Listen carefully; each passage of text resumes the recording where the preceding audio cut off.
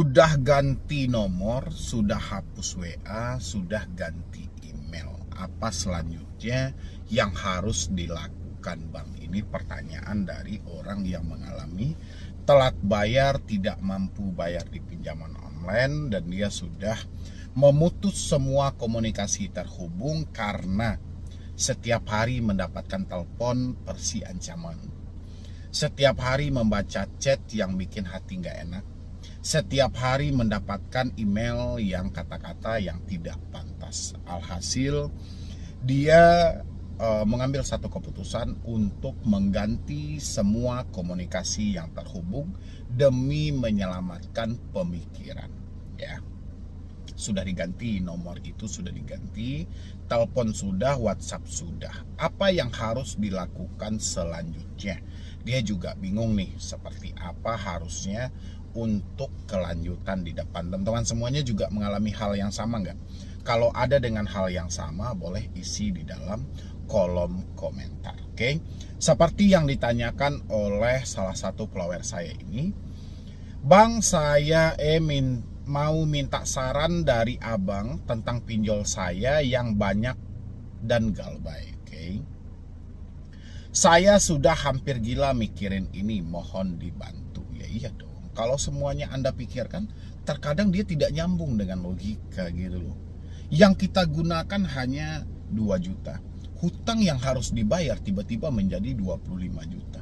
Duit yang kita pakai cuma 2 juta. Sisanya buat apa? Gali lubang, tutup lubang. Tiba-tiba kita berada di titik di mana pinjaman tidak ada yang cair lagi, ya kita mencoba untuk list satu persatu.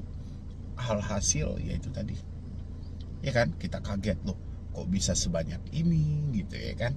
Oke, itu karena kehebatan marketing pinjaman online untuk mengsugesti atau menghipnotis Anda dari jarak jauh sehingga terjadi gali lubang tutup lubang adalah perkara yang gampang. Oke. Habis itu WA sudah saya hapus, nomor saya ganti, email juga saya hapus. Selanjutnya saya harus apa, Bang? Nah, ini mantap ini. Ini pertanyaan yang saya suka gitu loh. Dia sudah memutus semua komunikasi yang terhubung. Dia sudah menyelamatkan hidup dia untuk jangka panjang. Seperti yang saya sampaikan, 90% penyumbang kepanikan yang terjadi dalam pemikiran orang-orang itu karena telepon, WhatsApp, dan email. 90%. Ya, tanyalah ke diri teman-teman semuanya. Anda ketakutan sampai hari ini gara-gara apa? Gara-gara ditelepon dengan nada caci maki, didatangi dengan RT RW, mau dibawa ke kantor polisi. Pasti ini. Ya, namanya kita juga rasa bersalah yang terlalu tinggi ya kan. Habis itu dari WhatsApp. Karena kita membaca chat mereka selalu, terkadang dikirimkan orang dalam perjalanan, terkadang dieditkan gambar-gambar senonoh, terkadang kita juga mau disebarkan data-data kita kepada orang sekitarnya. Ini juga penyumbang terbesar kepanikan yang terjadi. Ya, itu dari WhatsApp. Habis itu dari email. Email juga dengan hal yang sama. Dikirimkan surat somasi, dikirimkan undangan-undangan segala macam dari debt collector. Oke.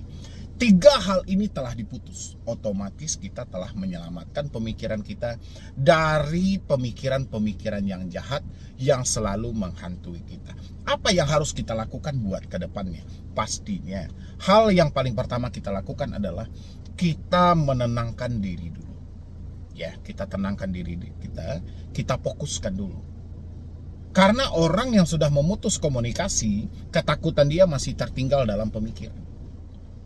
Ya, makanya butuh ketenangan sesaat dulu. Kita tenang dulu sambil pelan-pelan nanti kita memikirkan bagaimana caranya untuk hidup buat ke depannya. Ya, dan kita juga memikirkan bagaimana kita memperbaiki hidup ini yang sudah hancur-hancuran. Jangan lagi kita memikirkan, wah ini tiba-tiba nanti hutang ditagih sebesar 1 miliar. Tiba-tiba kita diproses ke jalur hukum. Jangan lagi, habiskan semua pemikiran itu. Ya, habiskan semua pemikiran itu, lawan semua pemikiran-pemikiran jahat yang mana akan melumpuhkan pemikiran kita sendiri. Ini yang harus teman-teman lakukan. Ya, setelah komunikasi Anda putus. Dan ini kelanjutannya buat teman-teman semuanya. Ini dari pertanyaan salah satu follower saya juga Yang mana ini berbeda dengan tadi. Kalau tadi dia kan sudah memutus komunikasi, telepon, WhatsApp, dan email. Kalau ini enggak. Dan akhirnya dia mendapatkan email lagi gitu loh. Seperti yang ada di layar Anda ini. Jika dengan cara baik tidak bisa membuat Anda sadar dan mengembalikan uang pinjaman di Bantu Saku, sekarang kami akan menindak tegas data Anda untuk segera diproses ke Slick OJK dan BI Checking, yang menyebabkan Anda menjadi nasabah bermasalah. Oke, ya ini kan nggak ada masalah. Mau mereka proses ke Slick pun nggak ada masalah. BI Checking nggak ada masalah. Seperti yang sudah saya terangkan, BI Checking dan Slick itu bukan kerugian untuk diri kita, tapi kerugian untuk mereka sendiri. Ya kan? Kalau nama kita sudah masuk Slick, ya satu orang nasabah sudah dikatakan hilang. Ya kan? Yang rugi siapa? Yang rugi ya pihak-pihak mereka yang mencari keuntungan dari kita. Itu yang rugi gitu loh. Jadi terkadang ancaman-ancaman seperti ini, terkadang mereka pun juga nggak tembus logika mereka ke sana gitu loh ya. Habis itu saya beri waktu sampai malam ini untuk berpikir terkait data-data Anda seperti foto selfie, alamat lengkap, kontak darurat, nomor telepon kantor, dan surat-surat penting yang menunjukkan tentang perjanjian Anda dengan Bantu Saku. Itu semua kami punya. Oke, karena ini kan memang prosedurnya ketika kita melakukan peminjaman, mereka kan meminta hal ini. Harus ada foto selfie, harus ada alamat lengkap, harus ada kontak darurat, ya kan? Harus ada tempat di mana kita bekerja, ya nggak sih? Harus ada surat-surat penting yang ada perjanjian-perjanjian digital misalnya gitu kan. Memang itu prosedurnya, ya kan? Kenapa prosedur itu malah dibalikkan lagi untuk melakukan penekanan kita dari sana? Teman-teman harus berpikir lebih jernih lagi, oke? Habis itu semua data ini akan jadikan bahan untuk melakukan penagihan ke rumah maupun tempat Anda bekerja. Anda akan tercatat sebagai nasabah bermasalah karena sampai sekarang sudah lalai, tidak ada tanggung jawab. Ya memang ini salah satu risikonya. Kita akan tercatat sebagai nasabah bermasalah, ya bukan karena kita lalai juga, karena keadaan hidup gitu loh. Tapi kalau bahasa debt collector ya bisa aja. Termasuk pengancaman kan Bang? Iya, termasuk pengancaman yang ya persinya dikurangin aja gitu. Tapi lebih banyak mereka mengingatkan aja kan. Secara prosedur hal-hal itu ya memang faktanya gitu. Cuman sangat disayangkan kalau mereka harus menyampaikan ada foto KTP, foto selfie dan segala macam gitu ya kan. Ya nggak usah terlalu diambil pusing. Dan inilah yang saya sampaikan, kalau Anda tidak memutus komunikasi, yang terjadi ya terlalu drama gitu loh. Anda membentuk drama sendiri dalam pemikiran, terlalu mendramatiskan semuanya.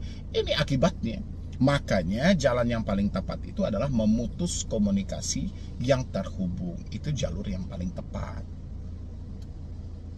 Ini apalagi Bang, apakah saat galbay pihak pinjol bisa mengirimkan surat somasi? Bisa. Selagi nomor kita aktif, selagi WA kita aktif, email kita aktif, ya mereka bisa aja mengirimkan kita surat somasi. Ya, ini apalagi Bang, mau minta arahan, saya sudah tidak mampu bayar pinjol 3 aplikasi di Adapundi, Kredivo, dan GoPay. Minta arahan saya harus bagaimana, sedangkan jatuh tempo di tanggal 24 Februari 2025. Berusaha dong. Jangan kita terlalu overthinking. Jangan kita mengatur Tuhan seakan-akan tanggal 24 itu kita tidak ada penghasilan. Sekarang aja kan masih jauh dari tanggal 24, tapi tetap bekerja dan berusaha aja ya. Jadi manusia itu harus selalu optimis, selalu semangat, berpikir positif. Jangan kita membatasi rezeki dari Tuhan. Ini dia bilang tanggal 24 jatuh tempo. Sekarang tidak bekerja, ya mana datang duit? Ya kan, sementara tanggal 24 itu masih jauh teman-teman semuanya. Ya, jadi kurang lebih dari saya seperti itu. Mudah-mudahan ini bisa membantu buat teman-teman semuanya. Kalau memang Anda terlalu lelah, cocok dengan yang saya bahas di awal tadi. Memutus komunikasi adalah jalan yang paling tepat untuk menyelamatkan pemikiran Anda. Dan teman-teman yang mengalami telat bayar juga seperti di TikTok Pay Later, bisa lanjutkan nonton video ini. Galbay di TikTok Pay Later. Apa resikonya Bang? Apakah mendatangi DC ke rumah?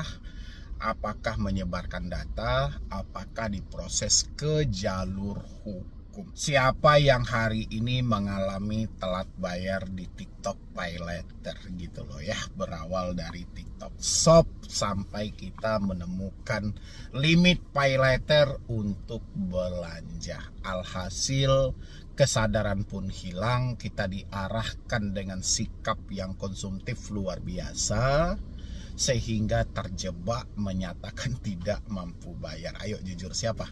Isi di kolom komentar, karena setiap kali saya live pertanyaan tentang TikTok Pay Later tidak pernah hilang dan tertinggal. Oke. Sebelum kita bahas kegalbainya, kita buka sedikit saja sejarah TikTok yang berawal sebuah perusahaan yang bernama Douyin ya. Douyin atau Douyin nggak tahu juga sih. Yang jelas itu nama perusahaan di tahun 2012.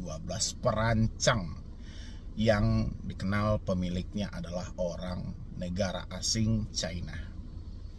Dia mengembangkan produknya sampai ke 2018. Oke, 2018 sudah mulai dikenal. Dan sampai akhirnya dia masuk ke Indonesia di 2019. Ingat nggak teman-teman semuanya? 2019 TikTok masuk ke Indonesia dengan segala pro dan kontra. Ya, yang mana dianggap TikTok dengan video-video singkatnya waktu 2019 itu dianggap terlalu pornografi sehingga tidak ada batasan dan batasan. Pokok terjadi pro kontra di mana-mana 2019. Akhirnya TikTok mengikuti semua peraturan yang ada di negara kita dan lebih memperketat. Alhasil zaman Covid, TikTok menduduki predikat yang sangat luar biasa, terpopuler satu ya. Dia berhasil mengalahkan pendahulunya Instagram, WhatsApp, dan Facebook. Ya, dia kalahkan semuanya gitu. 2021 TikTok mencoba lagi mengembangkan sayap yang lebih luas. Muncullah namanya TikTok Shop ya, sampai beberapa pro kontra juga terjadi ya. Pedagang-pedagang offline itu pada bermunculan dengan kontra yang ada, berharap TikTok ditutup ya, karena itu sangat kanibal, penjualan barang secara raksasa dan harganya tidak masuk akal, sehingga itu melumpuhkan perekonomian lokal terutama bagi pedagang atau pelaku usaha UMKM. Sampai pemerintah mengambil alih dan menutup yang namanya TikTok Shop. Ya, tidak beberapa bulan habis itu TikTok Shop muncul kembali ya dengan wajah baru, digandeng oleh Tokopedia dan lain sebagainya. Oke. Seiring waktu berjalan 2022, saya masih ingat 2022 saya menjelaskan kalau TikTok Shop seperti ini saya belajar dari kasusnya tentang Shopee. Shopee awalnya juga hampir sama dengan TikTok Shop. Dia hanya sebuah market untuk tempat orang menjual suatu produk mereka. Tapi pada akhirnya muncullah Pay Later. Alhasil TikTok pun mengikuti jejak yang sama. 2023 ya, akhir atau 2024 TikTok meluncurkan yang namanya TikTok Pay Later dan digandeng oleh dua pinjol besar. Di balik itu semuanya yang mencoba untuk menjadi pendanaan atau investor di balik itu adalah Akulaku dan Kredivo. Dari PT Finance Akulaku, habis itu dari PT Kredivo ya. Ini berada di belakang TikTok Pay Later. Ya, alhasil sekarang banyak orang yang memanfaatkan momen itu untuk mengambil limit belanja menggunakan TikTok Pay Later melalui pendanaan Kredivo dan Akulaku. Dan sekarang hasilnya sama. Sangat luar biasa. Hasilnya ya sama paham. Indonesia loh. Ya enggak sih? Berhutangnya cepat, membayarnya lambat. Berhutangnya cepat, nanti giliran di bunganya tersendat. Itu sudah hukum alam terjadi di Indonesia. Alhasil banyak orang yang meminjam di TikTok Pay Later memanfaatkan momen itu. Terjadi kemacetan dan kelumpuhan. Ya, banyak. Semua Pay Later sekarang ini boleh dikatakan banyak yang mangkrak. Ya. OJK aja merilis mengalami macet untuk kasus Pay Later aja itu ratusan miliar. Dan orang-orang sekarang bertanya dengan konsep yang sama. Apakah TikTok Pay Later akan mendatangkan debt collector ke rumah? Masih dengan konsep yang sama gitu loh teman-teman semuanya. Oke. Soal hari ini Anda tidak mampu bayar. Ya, itu dilandasi karena ketidakmampuan, ketidaksanggupan karena duit sudah tidak ada. Kita tahu perputaran Pay Later ini sangat luar biasa. Bunga yang sangat menekan, perputaran yang sangat cepat. Orang-orang dibikin kecanduan menggunakan limit belanja padahal ini petaka di akhirnya nanti. Tapi orang-orang tidak sadar. Hasilnya orang-orang sadar setelah mereka tidak punya apa-apa lagi. Akhirnya mencari yang namanya DC ke rumah. Apakah TikTok Pay Later ada DC-nya? Semua pinjol ada DC-nya. Kan sudah saya bilangin tadi. Di belakang dari TikTok Pay Later ada Kredivo dan Akulaku. Ya pastinya mereka akan mencoba segala cara pun untuk membalikan dana yang ada. Apakah mereka akan datang ke rumah terlepas mereka mau datang atau tidak? Itu urusan internal mereka. Kita masih hampir sama dengan konsep seperti pinjol-pinjol lainnya. Kalau ada uang bayarkan, kalau tidak ada uang persetan dalam hal itu. Apa risiko yang akan kita dapatkan kalau kita telat pembayaran atau menyatakan tidak mampu bayar di TikTok Pay Later? Resikonya hampir sama. Ya, resikonya hampir sama. Kita mungkin akan masuk ke dalam fintech data center dan pusat data fintech lending beserta dengan SLIC atau BI checking kita akan tercatat sebagai skor kredit bermasalah. Apakah TikTok Pay Later akan memproses kita ke jalur hukum kalau kita tidak mampu? Opsi itu dipersilahkan. Sama dengan layaknya pinjol-pinjol lainnya. Opsi itu dipersilahkan. Kalau mereka mau memproses kita ke One Prestasi, silahkan jalur perdata. Nggak ada masalah. Yang jadi sumber masalah hari ini adalah pinjolnya tidak mau melakukan hal itu. Anda masih didesak dengan versi yang sama. Apa yang harus kita lakukan, Bang? Kalau memang kepanikanmu terjadi, terlalu berat rasanya beban pemikiran yang ada, konsepnya hampir sama. Putus semua komunikasi yang terhubung, selamatkan ya. Jadi mau dia TikTok Pay Later, mau apa gitu loh, resikonya sama aja gitu loh. Cara penagihannya juga sama aja. Makanya buat teman-teman yang belum meminjam di TikTok Pay Later, saya sarankan itu kalau bisa jangan sampai Anda tergiur dengan limit-limit yang seperti itu. Itu awal dari kehancuran yang ada. Ingat, perputaran bunganya sangat tinggi.